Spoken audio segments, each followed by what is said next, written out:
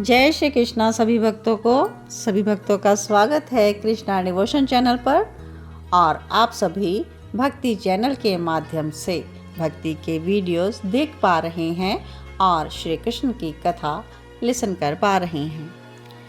श्री कृष्ण चरित अमृतम में आप भगवान की लीलामयी कथा को बड़े ही प्रेम पूर्वक से श्रवण कर रहे हैं। पिछले भाग तक हम सभी ने श्रवण किया कि बलराम जी लौट चुके हैं द्वारिका में। वृंदावन में वह 2 महीने तक रहकर आए हैं और यशोदा मैया का पत्र उन्होंने रोहिणी माता को दिया है। रोहिणी माता जी और बलराम जी जब यह पत्र पढ़ रहे थे, सुन रहे थे, उनके पीछे से श्री कृष्ण और श्री कृष्ण का जो स्थिति है, श्री राधा का नाम सुनकर ब्रज प्रेम उनका उमड़ पड़ा है। ब्रजवासियों का नाम सुनते ही उनके मन में, उनके हृदय में प्रेम सागर हिलोरे ले रहा है और वह धरती पर गिर पड़ते हैं। तो आइए आगे हम श्रवण करेंगे श्री कृष्ण चरित अमृतम और आज के भाग का शीर्षक है आदर्श प्रेम। श्री राधा कौन है, यह प्रश्न कर रही है रुक्मणी जी जब द्वारकाधीश उठते हैं। ओहो, जैसे तैसे अपने आप को संभाला और फिर वही नाम। रुक्मणी जी का दूसरा प्रश्न था कि ब्रज की गोपी है ना राधा।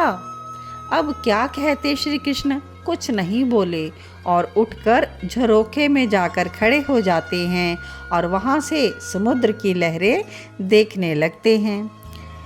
तब रुक्मणी जी का तीसरा प्रश्न होता है, इस दासी रुक्मणी से भी ज्यादा प्रेम है राधा का। तो श्री कृष्ण लंबी सांस लेकर कुछ और प्रश्न होते, उत्तर नहीं देना होता श्री कृष्ण को तो वो टाल देते, पर राधा इस नाम को वो कैसे टाल जाएं।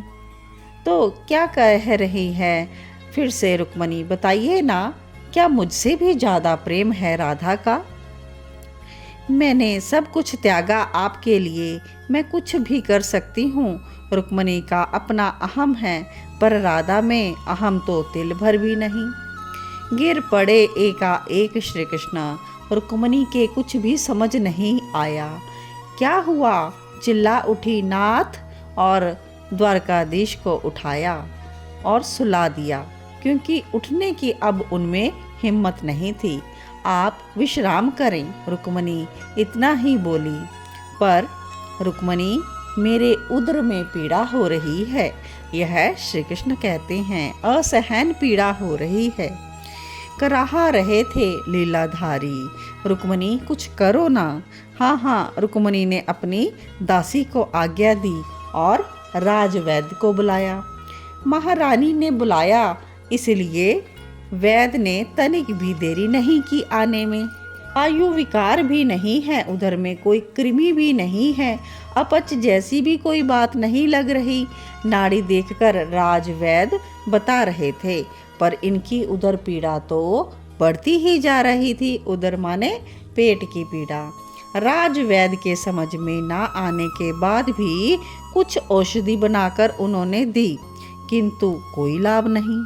समय बीतता जा रहा है। रुक्मणी ने अन्य रानियों को भी बुलवा लिया, पर वो भी क्या करें। अब देव ऋषि नारद नभ से देख रहे हैं।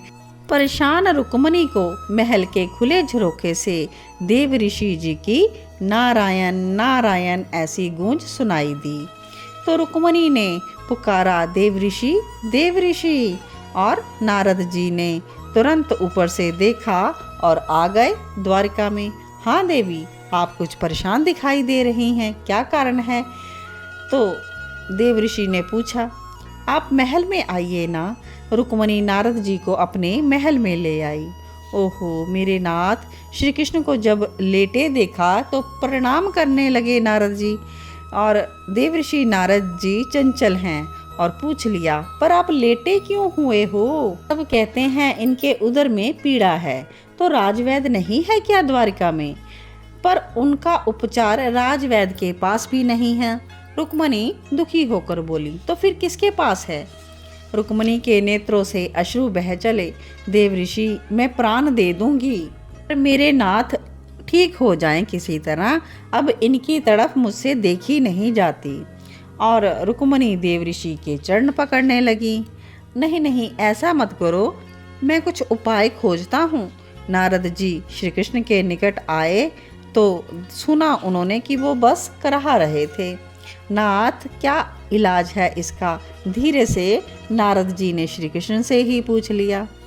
क्या कहते हैं श्री कृष्ण, मेरा कोई प्रेमी अगर मुझे अपने पैरों की धूल दे दे, उस धूल को मैं अपने उदर पे लगा लूँ ना, तो मेरा दर्द ठीक हो जाएगा।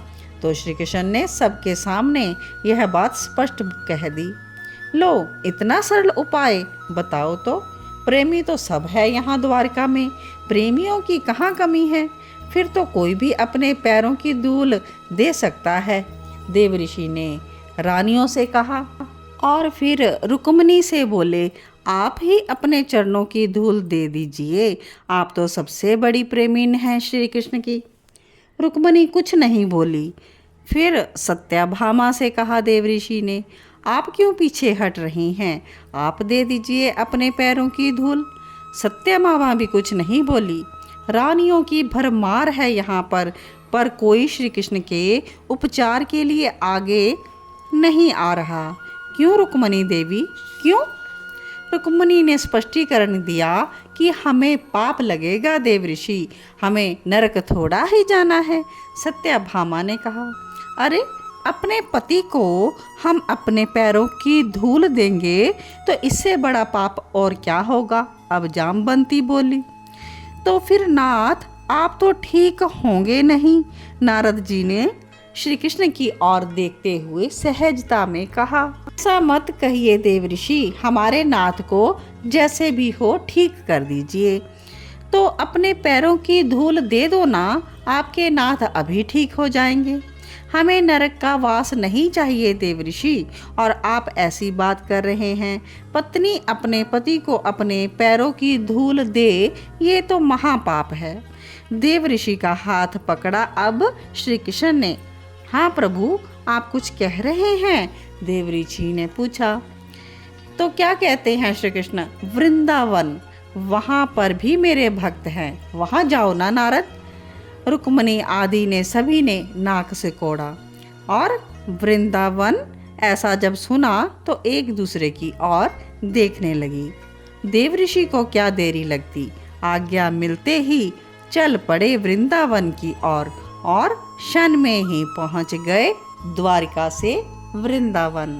अब यहाँ पर यमुना का किनारा था और जल भरने आई थी गोपियाँ। नारद जी को ब्रज गोपियाँ इकट्ठी ही मिल गई। सबने प्रणाम किया नारद जी को और सामने आकर बैठ गई। बैठी क्यों हो? नारद जी ने पूछा। कुछ कन्हैया की चर्चा करो ना नारद जी, वही तो हमारे सर्वस्व हैं। मैं अभी द्वारिका से आ रहा हूँ। और तब पूछती हैं गोपियाँ, कैसे हैं हमारे प्राणनाथ, कैसे हैं हमारे प्राण प्रियतम, बताओ ना देव ऋषि जी। तो कहते हैं नारद जी कि अप्रिय समाचार है। ऐसा क्या हुआ? ऐसा मत कहो। क्या हुआ हमारे प्राण प्रियतम को? उनके उदर में पीड़ा है। क्या द्वारिका में राजवैद्य नहीं है? गोपियाँ बिलख उठी। पर उनके भी ठीक नहीं हुआ उनका उधर। बताओ फिर कैसे ठीक होगा? सभी गोपियाँ एक साथ बोल उठी। एक उपाय है पर वो तुम लोगों से होगा नहीं, अब रहने दो। क्यों? क्यों नहीं होगा? हम अपने प्राण दे दें। बोलो नारद जी, गोपियाँ पूछ रही हैं। नहीं, प्राण नहीं, बस अपने पैरों की धूल दे दो। नारद जी बोले, बस धूल? गोपियाँ अपना पैर रगड़ने लगी धूल में और उस धूल को उठाकर नारद जी को देने लगी। इतने से हो जाएगा, इतने धूल से हो जाएगा, लगा देना उदर में, लगा देना उनकी देह में। ये लो नारद जी, मेरे पाँव की धूल। सब गोपियों में होड़ मच गई। आश्चर्य हुआ, तुम लोग पागल हो, देव ऋषि ने डांटा। गोपियों, तुम्हें पता है श्री कृष्ण को अपने पैरों की धूल देने से पाप लगेगा। अब गोपियों का उत्तर था, लगने दो हमें पाप, कोई बात नहीं, पर हमारे प्राण प्रीतम ठीक तो हो जाएंगे ना। नारद जी ने फिर कहा कि नरक में जाना पड़ेगा तुम्हें। गोपियां हंसी, अनंत जन्मों तक सड़ती रहें नरक में, कोई बात नहीं, पर हमारे श्याम सुंदर तो ठीक हो जाएंगे ना। तो ये सुनते ही नारद जी के नेत्रों से अश्रुधार बह चली। तुमको नरक का भी डर नहीं, तुम्हें पाप का भी डर नहीं, फिर किस बात का डर है? नारद जी ने अश्रु बहाते हुए पूछा। देव ऋषि, हमें बस एक बात का डर है कि हमारे श्याम सुंदर को कुछ नहीं होना चाहिए। हमें भले ही कुछ हो जाए, हम नरक में जाएं या पाप लगे, पर हमारे श्याम सुंदर स्वस्थ हों। नारद जी ने गोपियों के चरणों में वंदन कर धूल लेकर अब वो लौट आए हैं द्वारिका। और रुक्मिणी आदि रानियों ने देखा तो चौंक गई। गोपियों ने अपने पांवों की धूल दे दी। नारद जी ने गोपियों के पद धूल को श्री कृष्ण के उदर में लगा दिया और वो ठीक हो गए, तुरंत उठकर बैठ गए। अब सत्याभामा क्या बोलती हैं? गंवार हैं ना ये गोपियाँ, शास्त्रों का ज्ञान नहीं है, इसलिए अपने पाँव की धूल श्री कृष्णचंद्र को दे दी। देव ऋषि से अब रहा नहीं गया, वो तुरंत बोले, हाँ हाँ रानियों, मैंने भी उन गोपियों से कहा मत दो अपने पैरों की धूल, पाप लगेगा, नरक जाओगी, शास्त्र ऐसा कहते हैं। पर पता है क्या उत्तर दिया उन गोपियों ने? नारद जी, भाड़ में जाए शास्त्र, हमारे प्रीतम जिससे ठीक हों, हमारे प्रीतम की पीड़ा जिससे मिटे, हम तो वही करेंगी। और रही पाप और नरक की बात, तो देव ऋषि, हम नरक में पड़ी रहें पाप के कारण कोई बात नहीं, पर हमारे प्रीतम प्रसन्न होने चाहिए, बस। ये बात कहते हुए देव ऋषि सजल नेत्र हो गए। और श्री कृष्ण भी क्या बोलते हैं, ये है मेरी गोपियाँ। हे रुक्मिणी, गोपियों का प्रेम ऐसा अद्भुत है, तो फिर राधा कैसी होगी, कैसा होगा उनका अद्भुत प्रेम। अब तो रुक्मिणी ने तुरंत अपना सिर झुका लिया, इस बात के आगे वो कुछ भी ना बोल पाई।